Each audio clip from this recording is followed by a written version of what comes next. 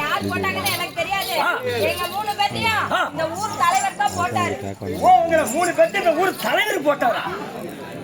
ஏமா, உங்களை 3 பேத்து இந்த ஊர் தலைவர் போட்டாப்ல. அப்ப இந்த மேலத்தை போட்டது யாரு? யாரு? இது என்ன ஊரு? அண்ணா, இது என்ன ஊரு?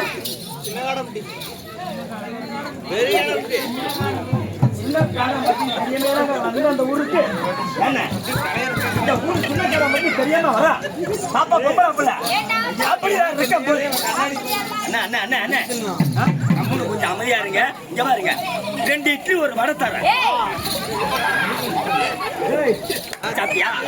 2 இட்லி ஒரு கிழிஞ்ச தோசையாவது வாங்கி தரேன். பாப்பா தப்பா நினைக்காத. நாளத்தின் கீழமணி நலன் விசை பாடி சென்று வெற்றி பெற்ற வெற்றி மனசு கொட்டி வரும். காலையில் காடி சென்று மாலையில் வீடு திரும்பும்.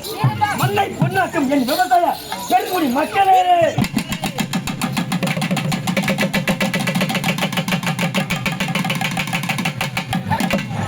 நமது சேலத்தில் சேர்ந்த பாஸ்கர் கௌதமி கலகட்டனா சும்மா பாப்பா போய்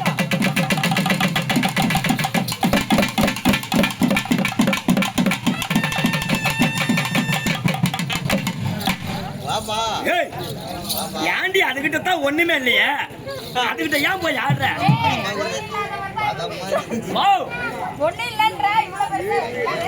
ஒண்ணு இல்லையா? அங்க ஒண்ணுமே இல்ல.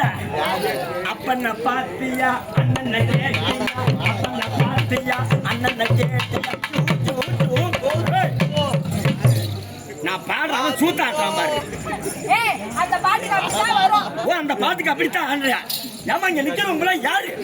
அவங்கள நீ போட்டு ஒரு ஏறு ஏறு.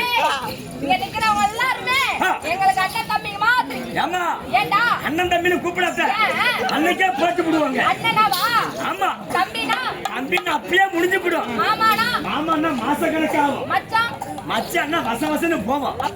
அப்பான்னா அப்பயே செய்வான். அவன் தான் பரவாயில்ல பாப்பா. அப்ப நம்ம சாமியை பத்தி போட்டுட்டு சமய பத்தி போட்டுட்டு போய்கிட்டே இருக்கலாம். இந்த உட்கார்ந்து உங்களை யாரு? அவங்க தாண்டி முக்கியமான ஆளு. இந்த உட்கார்ந்து யாரு கேளு?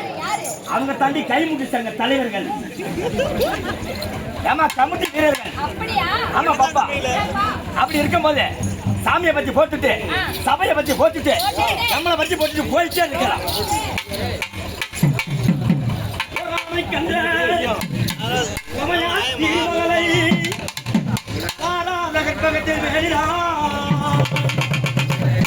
பாராத புத்தி தரோம், புத்திர சக்தி தரோம், புத்தி தரோம் சக்தி தரோம் எல்லாம்